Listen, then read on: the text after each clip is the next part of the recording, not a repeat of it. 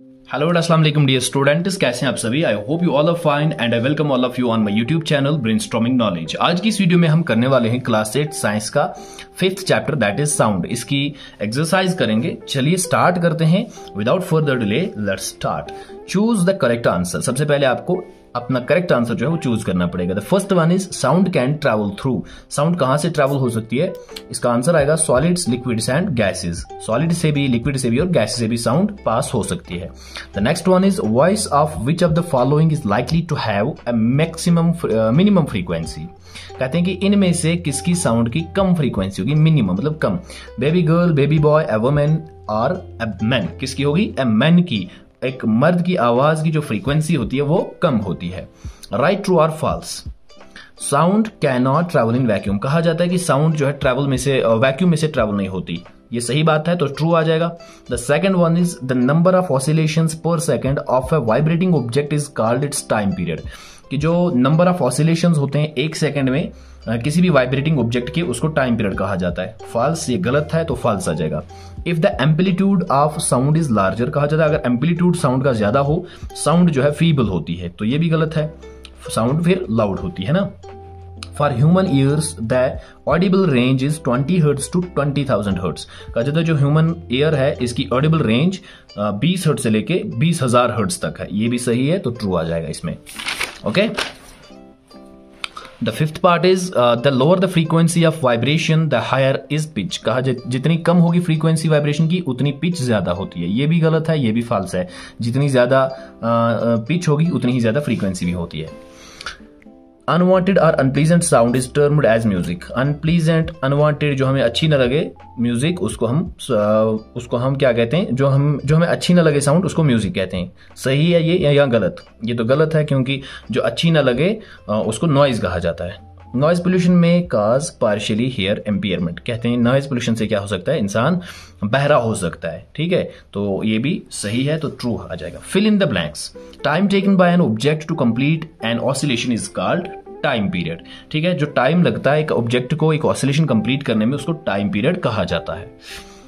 Loudness is determined by the amplitude of vibration. Loudness किस चीज से डिटरमाइन की जाती है? एम्पलीट्यूड से, कि वाइब्रेशन की एम्पलीट्यूड कितनी है। The unit of frequency is, frequency का यूनिट है हर्ट्स, HZ से इसको डिनोट किया जा सकता है। Unwanted sound is called, unwanted sound को नॉइज कहा जाता है। इसमें आ जाएगा noise. Shrillness of sound is determined by the frequency of vibration. जो श्रिलनेस होती है साउंड की, वो किस चीज से डिटरमाइन की जाती है? फ्रीक्वेंसी की। जितनी ज्यादा फ्रीक्वेंसी होगी उतनी ज्यादा श्रिलनेस होगी, जितनी कम फ्रीक्वेंसी उतनी कम श्रिलनेस। अब आपका क्वेश्चन है, इंपॉर्टेंट क्वेश्चन है, इसके चांसेस हैं आपके एग्जाम में आने के। 5th question, a pendulum oscillates 40 times in 4 seconds. कहते हैं कि पेंडुलम ऑसिलेट हो रहा है कितनी बार? 40 दफा ये ऑसिलेट हो रहा है 4 सेकेंड्स में। Find its time period and frequency. आपको टाइम पीरियड फाइंड करना है और फ्रीक्वेंसी भी फाइंड करनी है। देखो क्या कहा जाता है, गिवन, यहाँ ये वहीं से गिवन है कि नंबर ऑफ ऑसिलेशंस 40 हैं। टोटल टाइम टेकन कितना लग रहा है? टोटल 4 सेकंड लग रहे हैं 40 ऑसिलेशंस को। तो टाइम पीरियड हमें पता है किसके बराबर होता है? वो होता है time divided by number of oscillations. Time भी गिवन है, नंबर ऑफ ऑसिलेशंस भी गिवन है। टाइम कितना? 4 सेकंड और ऑसिलेशंस कितने? 40।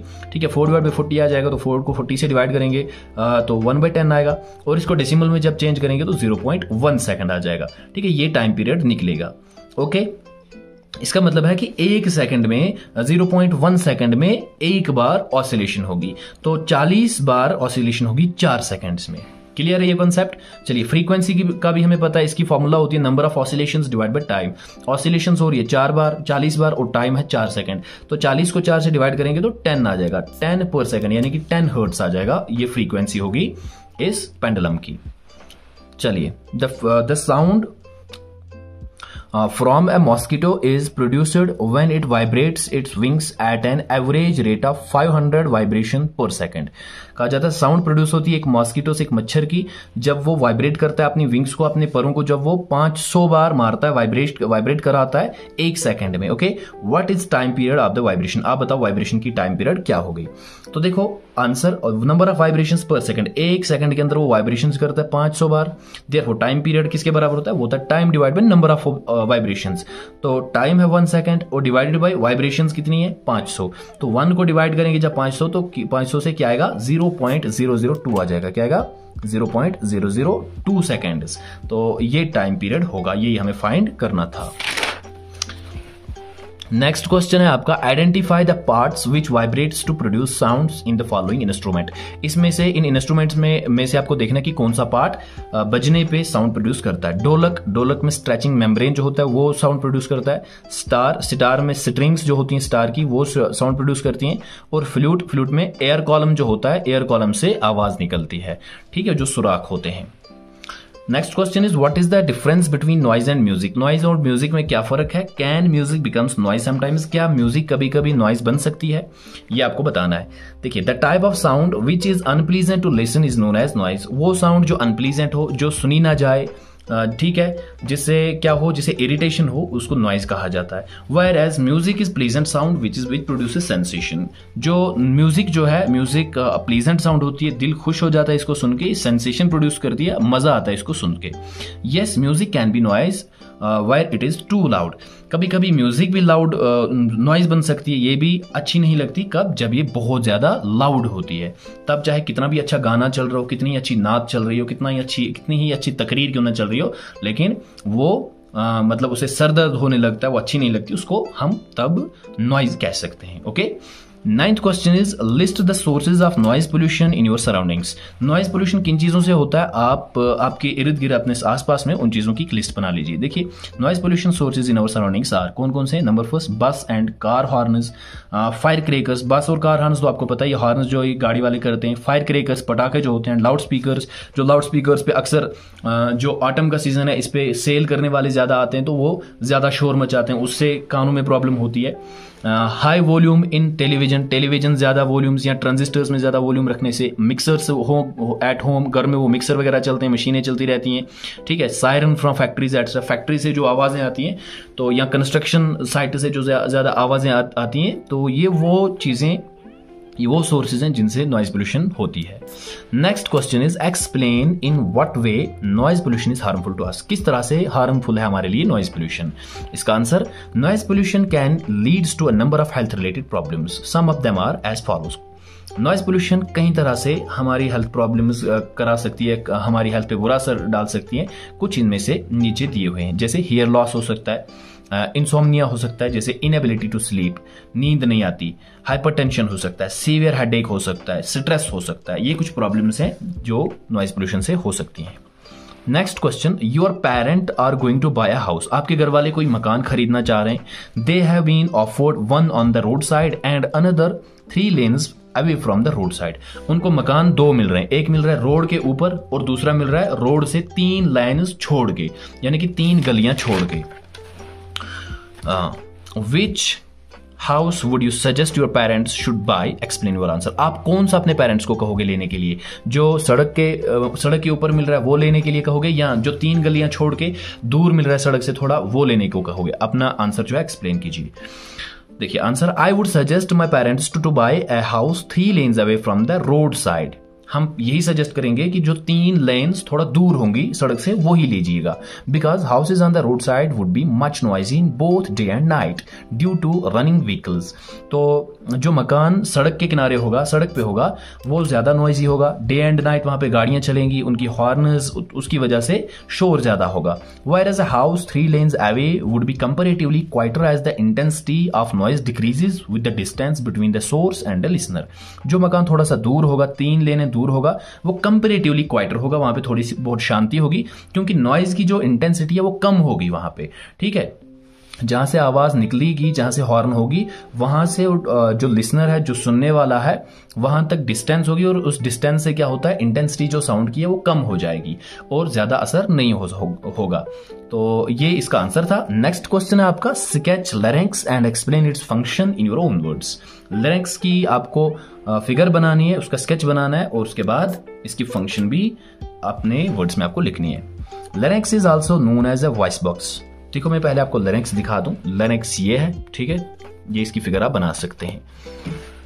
अब इसको एक्सप्लेन करना है, इसकी फंक्शंस को। लैरिंक्स जो है इसको वॉइस बॉक्स भी कहा जाता है। It is at the upper end of the wind pipe, wind pipe के ये ऊपर होता है, ठीक। Two vocal cords are stretched across the voice box in such a way that it leaves a narrow slit between them for the passage of air. तो क्या होता है, जो दो वोकल कार्ड्स होते हैं ये स्ट्रेच हो जाते हैं अक्रॉस द वॉइस बॉक्स। इन दोनों ये दोनों जो वोकल कार्ड्स होते हैं ये across the voice box stretch हो जाते हैं, फूल जाते हैं इन सच वे, इस तरीके से कि ये एक नैरो स्लिट छोड़ते हैं, यानी कि एक गैप छोड़ते हैं किसके लिए, हवा के लिए, हवा को पास होने के लिए। When lung force air through the slit the vocal card vibrate producing sound. और जब लंग क्या करता है, एयर को फोर्स करता है इस स्लिट में से, इस पासेज में से, वोकल कार्ड वाइब्रेट होता है और वाइब्रेशन से साउंड प्रोड्यूस होती है। तो यहाँ पे भी हमारे अंदर जो साउंड, जो मैं बातें कर रहा हूँ आप सुन रहे हो, जो बात, ये जो साउंड निकल रही है ये किसकी वजह से निकल रही है, ये वोकल कार्ड के वाइब्रेशन की वजह से निकल रही है। Okay, muscle is attached to the vocal cords can make tight और लूज। जो इसके साथ मसल्स अटैच होती हैं वो लूज भी कर सकते हैं और टाइट भी कर सकते हैं। और ये स्ट्रक्चर है लैरिंक्स का। लैरिंक्स को अडेमस एप्पल भी कहा जाता है।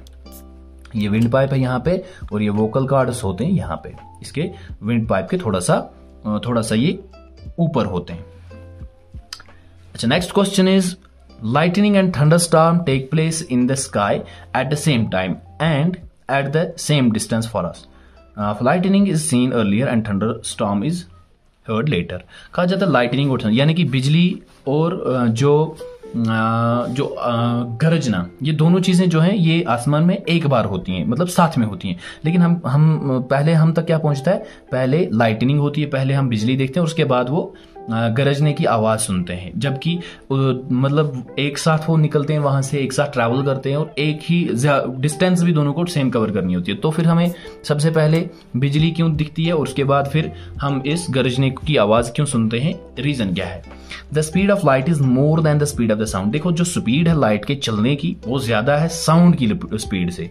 दस इसीलिए due to the more speed of light की ज्यादा स्पीड होने की वजह से it reaches us before sound. ये बिजली जो है, लाइटनिंग जो है, साउंड से पहले, थंडरस्टॉर्म से पहले हम तक पहुंच जाती है। So lightning is seen earlier and thunderstorm later. तो इसलिए लाइटनिंग जो है ये पहले देखी जाती है और थंडरस्टॉर्म, गरजने की आवाज, बाद में सुनाई देती है। ओके गाइस, इस तरह से हमने ये चैप्टर भी कंप्लीट कर लिया। आई होप कि आपको ये क्वेश्चंस अच्छे लगे होंगे। हम मिलते हैं अगले वीडियो में, तब तक के लिए अल्लाह हाफिज।